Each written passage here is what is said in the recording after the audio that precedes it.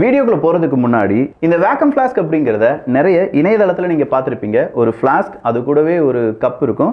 அது இல்லாமல் 2 கப் அப்படிங்கிறது உங்களுக்கு ஃப்ரீயாக கிடைக்கும்.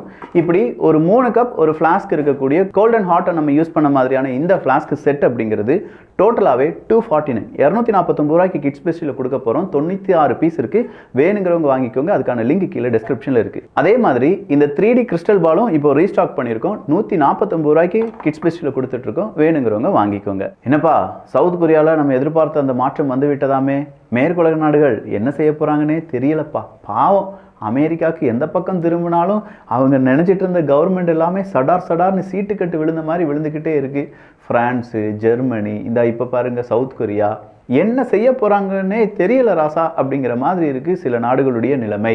நான் உங்கள் விக்கி, இது உங்கள் தமிழ் விதை. ஷார்ட்டா கொஞ்சம் செய்திகள். முதல் செய்தி என்ன அப்படின்னு பார்த்தீங்கன்னா, சவுத் கொரியாவில் தான் முதல் செய்தியை நம்ம ஸ்டார்ட் பண்ணி ஆகணும். அதன் பிறகு அப்படியே வடகொரியா போக போகிறோம். வடகொரியாவிலேருந்து நேராக சீனாவுக்கு வர போகிறோம். சீனாவிலேருந்து பாகிஸ்தான் போக போகிறோம். பாகிஸ்தான்லேருந்து அடுத்தடுத்த நாடுகளுக்கு நம்ம பயணத்தை மேற்கொள்ள போகிறோம். அப்போ சவுத் கொரியா என்ன செஞ்சுருக்காங்க? இன்றைக்கி சவுத் கொரியாவினுடைய ஸ்ட்ரீட்டில் எல்லாத்துலேயுமே பயங்கர டான்ஸு கூத்து வேறு லெவலில் இருந்துச்சுன்னு சொல்கிறாங்க. என்னப்பா எங்களுடைய பிரசிடென்ட் பதவி காலி, இப்போ அடுத்த பிரசிடென்ட்டுக்கு நாங்கள் தயாராகிட்டோம்ப்பா அப்படிங்கிறாங்க. ஊனவர்களுக்கு எதிராக இம்பீச்மெண்ட் அப்படின்னு கேட்டால் ஆமாப்பா சக்ஸஸ் ஆகிருச்சான், அதனால தான் நாங்கள் சந்தோஷமாக இருக்கோம், அவர் ஏன் இந்த மார்ஷல் லாலாம் கொண்டு வந்தார் அப்படின்னு சொல்லி ஏகப்பட்ட விஷயத்தில் இப்போ சவுத் கொரியாவினுடைய ஸ்ட்ரீட்ஸில் எல்லாமே தடால் புடலான விருந்தெல்லாம் வைக்கப்படுது அப்படின்னு சொல்கிற செய்தி வெளியாகி இருக்கிறது. ஸோ சவுத் கொரியாவில் ஒரு ஆட்சி மாற்றம் அப்படிங்கிறத கண்டிப்பாக அமெரிக்கா இப்போ விரும்பி இருக்கிற வாய்ப்பே கிடையாது. ஏன்னா வடகொரியாவினுடைய நிலைமை ரொம்ப வேறு லெவலில் இருக்குது. அடுத்ததாக டொனால்டு ட்ரம்ப் அவர்கள் வந்துட்டார்னு வச்சுக்கோங்களேன், வடகொரியாவுக்கு எதிராக நிறைய பிரச்சனையை பண்ணுவார். குறிப்பாக கிம் அவர்களுக்கு எதிரான நிறைய நடவடிக்கை எடுப்பார். அந்த நேரத்தில் அமெரிக்காவுக்கு தேவைப்படக்கூடிய ஒரு நாடு சவுத் கொரியா தான். அப்படிப்பட்ட சவுத் கொரியாவில் அரசியல் ஸ்திரத்தன்மை இல்லை அப்படின்னு சொல்லும்போது அங்கே ஏகப்பட்ட குளறுபடிகள் வருவதற்கான வாய்ப்புகள் இருக்குது. அமெரிக்காவை விட்டு சவுத் கொரியா கொஞ்சம் ஓரமாக நின்று வேடிக்கை பார்ப்பதற்கான வாய்ப்புகளும் இருக்கின்றன. சரி, நேராக சவுத் கொரியா பார்த்துட்டோமா, அப்படியே வடகொரியாவை பார்த்துடலாம். வடகொரியாவினுடைய வீரர்கள் இங்கே ரஷ்யாவுக்கு வந்திருக்காங்க அப்படின்னு சொல்லி பார்த்தோம். கர்ஸ்க் ரீஜனில் வடகொரியாவினுடைய இராணுவ வீரர்கள் அங்கே இருக்கக்கூடிய உக்ரைன் இராணுவ வீரர்களுக்கு எதிராக செம்மையான அந்த அட்டாக் நடத்தியிருக்காங்க அப்படிங்கிற தகவலை வெளியில் விட்டுருக்காங்க உக்ரைன். இதை ரஷ்யா வெளியில் விட்டுருந்தா கூட நான் நம்பியிருக்க மாட்டேன். பட் உக்ரைனுடைய செய்தி ஊடகத்தில் நான் இதை படிச்சிட்டேன். அப்போ இதை படித்ததுனால எனக்கு ஒரு யோசனை வருது. என்னென்னா, வடகொரியாவினுடைய இராணுவ வீரர்கள் கர்ஸ்க் பகுதியில் மட்டும் கிடையாது, அவங்க தான் உக்ரைனுக்குள்ளேயும் வந்துட்டாங்களே அப்படின்னு சொல்கிற செய்தி எல்லாமே ரஷ்யாவும் வெளியிட்டிருந்தார்கள். அமெரிக்காவினுடைய சிஐஏவும் என்ன சொல்லியிருந்தாங்கன்னா உறுதிப்படுத்தியிருந்தாங்க. அப்படிப்பட்ட வடகொரியா இப்போ என்ன செய்ய ஆரம்பிச்சிருக்காங்க? ரொம்ப பெரிய அளவில் அவங்களுடைய இராணுவ வீரர்கள் ஏகப்பட்ட நேரத்தில் உக்ரைனுக்கு எதிரான அந்த காய் நகரத்தில் ஈடுபட ஆரம்பிச்சிருக்காங்க. இது கண்டிப்பாக உக்ரைனுக்கு ஒரு கோபத்தை ஏற்படுத்தும். அதே நேரத்தில் வடகொரியாவுக்கு எதிராக பொருளாதார தடையை அமெரிக்கா போன்ற நாடுகள் போடலாம். ஆல்ரெடி எத்தனை பொருளாதார தடையை வடகொரியாவுக்கு போட்டிருக்கீங்க, இப்போ மறுபடியும் புதுசாக ஏதாவது போடுவாங்க அப்படிங்கிற மாதிரியான செய்திகளும் அடிபடுகின்றன. ஸோ வடகொரியாவினுடைய இராணுவ வீரர்களுடைய இந்த நடவடிக்கைக்கு ரஷ்யா ஆதரவு தெரிவிப்பார்கள். அதே நேரத்தில் ரஷ்யாவிலிருந்து உடனடியான உதவிகள் வடகொரியாவுக்கும் போகிறதுக்கான வாய்ப்புகள் இருக்கின்றன. நேராக அப்படி பார்த்தா பாகிஸ்தானுக்கு பார்த்துருவோம். இம்ரான்கான் அவர்கள் என்ன சொல்லியிருக்காரு? எப்பா இந்த பிடிஐ, அதான் இம்ரான்கான் அவர்களுடைய கட்சி, அது ரொம்ப பெரிய அளவில் ஒரு ஆர்ப்பாட்டம் அங்கே அந்த ஸ்ட்ரீட் வழியெல்லாம் ஏகப்பட்ட நேரத்தில் இம்ரான்கான் அவர்களுக்கு ஆதரவான கோஷங்கள்லாம் போட்டு ரேலிலாம் ட்ரை பண்ணாங்க. பட் ஆளும் கட்சி என்ன செஞ்சிட்டாங்கன்னா, அப்படிலாம் நீ ரேலி போகக்கூடாது அப்படின்னு சொல்லி அங்கே இருக்கக்கூடிய மக்களை அடித்து துன்பப்படுத்தி கொஞ்சம் பேரை கொண்டு போட்டு ஷூட் அவுட் பண்ணி இப்படின்னு சொல்கிற பல பிரச்சனைகள் பாகிஸ்தானில் உருவாகிட்டே இருந்துச்சு. கடைசியாக இம்ரான்கான் அவர்கள் இப்போது ஒரு சின்ன விஷயத்தை அவருடைய சிறைச்சாலையிலிருந்தே சொல்லி அனுப்பியிருக்காரு. இந்த மாதிரி நடவடிக்கை எடுக்கிறதுக்கு ஏன் இங்கே ஒரு அரசாங்கம் அப்படின்னு ஒன்று இருக்கணும்? அந்த அரசாங்கத்தை எதிர்த்து எங்களுடைய மக்கள், எங்களுடைய ஆதரவாளர்கள் இவ்வளோ பெரிய புரட்சி செய்யும் போது அதை ஒடுக்குவதற்காக மக்களை கொலை செய்து விட்டது இப்போதைய அரசாங்கம். அவங்களுக்கு எதிராக பெரிய விசாரணை செய்யப்பட வேண்டும். அப்படி இல்லைனா இங்கே பெரிய ஒரு பிரச்சனை வந்துடும் அப்படின்னு சொல்லியிருக்கார் இம்ரான்கான் அவர்கள். ஸோ இப்போதைக்கு பாகிஸ்தானில் ஒரு அரசியல் தலைவர், மக்களுடைய ஆதரவு இருக்கக்கூடிய தலைவர் யார் அப்படின்னு பார்த்தீங்கன்னா இம்ரான்கான் அவர்கள் தான். ஆனால் அந்த இம்ரான்கான் அவர்கள் சிறைச்சாலையில் இருக்கிறதுனால நேரடியாக ஓட் பொலிட்டிக்ஸில் அவரால் பங்கு பெற முடியாது என்பதும் குறிப்பிடத்தக்கது.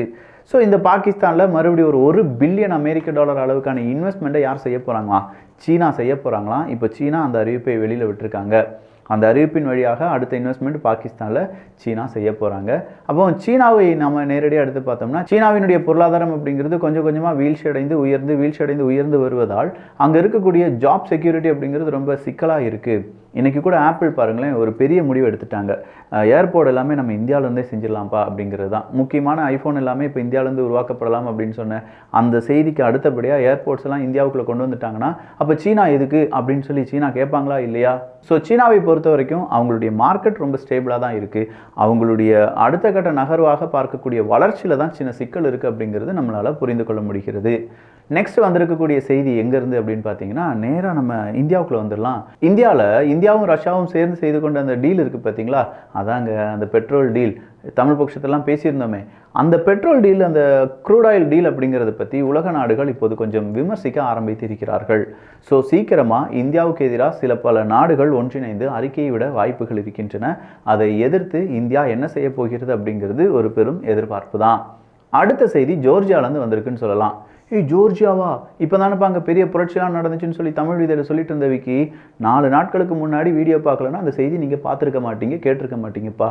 இப்போ ஜோர்ஜியாவில் புதிய ஒரு பிரசிடெண்ட்டை நியமித்திருக்கிறார்கள். அங்கேயும் சிக்கல்கள் ஏகப்பட்டது இருக்குது. ஆனாலும் பரவாயில்லை, ஒரு புதிய பிரசிடெண்ட் அப்படிங்கிறவங்க வந்திருக்காங்க. பிரான்ஸ்லேயும் பிரைம் மினிஸ்டர் மேக்ரோன் அவர்கள் புதுசாக ஒருத்தர் கொண்டு வந்திருக்காரு அப்படின்னு சொல்லி பார்த்தோம் பார்த்தீங்களா, அவருக்கான ஆதரவு கொஞ்சம் கொஞ்சமாக குறைந்து கொண்டே இருக்கிறது. எனவே சீக்கிரமாக பிரான்ஸில் அடுத்த பிரைம் மினிஸ்டரை அறிவிக்க வேண்டிய கட்டாயத்துக்கு மேக்ரோன் அவர்கள் தள்ளப்பட்டிருக்கிறார். சிஐஏ பொறுத்த வரைக்கும் சீக்கிரமாக ஒரு திட்டத்தை போடுங்கப்பா. ஒருவேளை உக்ரைன் தோற்றுவிட்டார்கள் என்றால் அது அமெரிக்காவுக்கு எவ்வளோ பெரிய சிக்கலை ஏற்படுத்தும் அப்படிங்கிற அந்த முடிவில் சிஐஏ இருப்பதாகவும், அப்போ உக்ரைன் தோற்றுவிடும் அப்படின்னு சொல்லி சிஐஏக்கே தெரிஞ்சிருக்கு பாருங்களேன்.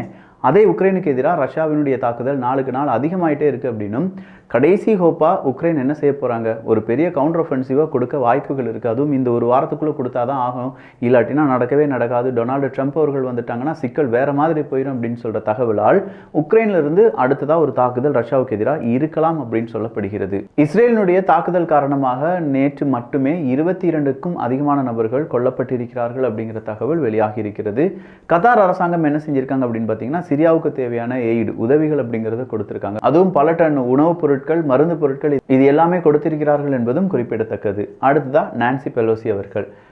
நான்சி பெலோசி அவர்கள் நேற்று ஹாஸ்பிட்டலைஸ்டாக இருந்தாங்க அப்படின்னு சொன்னி என்னாச்சு, அவங்களுக்கு ஹிப் ரீப்ளேஸ்மெண்ட் ஆப்ரேஷன் ஏதோ நடந்திருக்கான், நல்ல காயமா, அதனால ஓகே மேஜர் ஆப்ரேஷன் முடிந்தது அப்படிங்கிற தகவலை வெளியில் விட்டுருக்காங்க.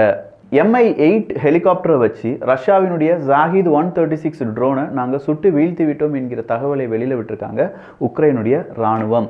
8 அரபுலக நாடுகள் சிரியாவில் நல்லபடியான ஆட்சி வர வேண்டும், சூப்பரான டிரான்சிஷன் பீரியட் இருக்கணும், நாங்கள் அதுக்கு சப்போர்ட் கொடுக்குறோம், வேறு எந்த நாடு சப்போர்ட் கொடுக்கலனாலும் பரவாயில்லை அப்படின்னு சொல்லி ஓப்பனாக சிரியாவில் ஏற்பட்டிருக்கக்கூடிய இந்த அரசுக்கு ஆதரவை தெரிவித்திருக்கிறார்கள்.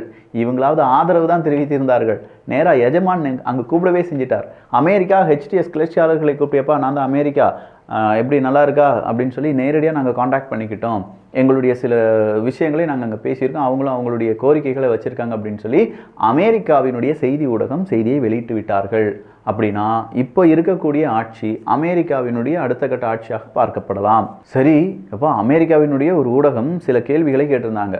என்னப்பா சிரியாவில் இப்படி ஆட்சி மாற்றம் நடந்துருச்சு, அல்-அசாத் அவர்கள் நாட்டை விட்டு ஓடிட்டாருன்னு சொல்கிறாங்க, இதில் ஏகப்பட்ட இன்வெஸ்ட்மெண்ட்டை ஈரான் செஞ்சுருந்தாங்களே, ஈரானுக்கு எவ்வளோ பெரிய நஷ்டம் அப்படின்னு சொல்லி கேட்டிருந்தாங்க. உடனே ஈரானுடைய சில நபர்கள், சில எம்பிஸ் என்ன தெரியுமா சொல்லியிருக்காங்க, எங்கள் நஷ்டத்தை விட எதிரி நாடு ஒரு 5 ட்ரில்லியன் அளவுக்கான நஷ்டத்தை அடைந்திருப்பார்கள் இந்த சிரியா போர்னால, அதை பார்க்கும்போது இது ரொம்ப கம்மி தாங்க அப்படிங்கிற மாதிரி அவருக்கு வந்த அந்த ஒரு ஆயுதத்தை அப்படியே டைவெர்ட் பண்ணி அமெரிக்கா பக்கமாக திருப்பி விட்டுட்டாருன்னு வச்சுக்கோங்களேன். HTS லீடர், சிரியாவினுடைய அந்த கிளர்ச்சியாளர்களுடைய படையினுடைய தலைவர் என்ன சொல்லியிருக்காங்கன்னா, எங்களுக்கு ஈரான் மேலே எந்த விதமான எனிமிட்டியும் இல்லை, பகை உணர்வு அப்படிங்கிறது கிடையாது, பட் எங்கள் நாட்டை பாதுகாக்க வேண்டிய கடமை எங்களுக்கு இருக்குது அப்படின்னு சொல்லியிருக்காங்க. அந்தோனி பிளிங்கனும் ஐநா சபையும் அந்த சிரியாவில் ஒரு இன்க்ளூசிவ் கவர்மெண்ட் அப்படிங்கிறது இருக்கணும், பல நாடுகளை சேர்த்து இருக்கக்கூடிய, எல்லாரும் இருக்கக்கூடிய, எல்லா அமைப்புகளும் இருக்கக்கூடிய மாதிரியான ஒரு கவர்மெண்ட் இருந்தால் நல்லா இருக்கும் அப்படிங்கிற அபிப்பிராயத்தை கூறியிருக்கிறார்கள். யூகே பொறுத்த வரைக்கும் காசால பாதிப்படைந்த நிறைய குழந்தைகள் இருப்பாங்கல்ல, அவங்களுக்கு உடனடியாக மெடிக்கல் விசாஸ் அப்படிங்கிறத கொடுக்க வேண்டும் என்றும், அவங்கள ட்ரீட்மெண்ட்டுக்காக வேறு சில நாடுகளுக்கு கொண்டு செல்வதற்கான அனுமதியை இஸ்ரேல் கொடுக்க வேண்டும் அப்படின்னு கோரிக்கை வைத்திருக்கிறார்கள். காபூலில் ஏர் பொல்யூஷன் அப்படிங்கிறது ரொம்ப ஹெவியாக இருக்குது. எங்கள் காபூலில் மட்டுமா, டெல்லியிலையும் அப்படி தான் இருக்குது.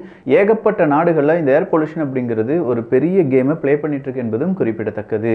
ஈரானுடைய அட்டாமிக் ஆர்கனைசேஷன் ஒரு விஷயத்தை தெளிவுபட சொல்லியிருக்காங்க. IAEA அமைப்பு சொன்னபடி தான் நாங்கள் எல்லாமே செஞ்சுட்டு இருக்கோமே தவிர அவங்களுக்கு எதிராக எங்களுடைய எந்த விதமான நடவடிக்கையும் இல்லை இல்லை இல்லை அப்படிங்கிறது தான். ஸோ ஏகப்பட்ட செய்திகள் பார்த்துருக்கோம், அப்டேட் பார்த்துருக்கோம். இந்த அப்டேட் பற்றிய உங்களுடைய கருத்துக்கள் கமெண்ட்ஸ் தாங்க இங்கே வரவேற்கப்படுகின்றன. நான் முதலே சொன்ன மாதிரி இந்த ஒரு வேக்கம் ஃப்ளாஸ்காக இருக்கட்டும், அப்படி இல்லைனா அந்த 3D கிறிஸ்டல் பாலாக இருக்கட்டும், அதுக்கான லிங்க் கீழே டிஸ்கிரிப்ஷனில் இருக்குது. நல்லா ரிசர்ச் பண்ணிவிட்டு வேணுங்கிறவங்க வாங்கிக்கோங்க, லிங்கை யூஸ் பண்ணிக்கோங்க. நல்லதை பகிர்ந்து நல்ல சமுதாயத்தை உருவாக்குவோம். நன்றி, வணக்கம்.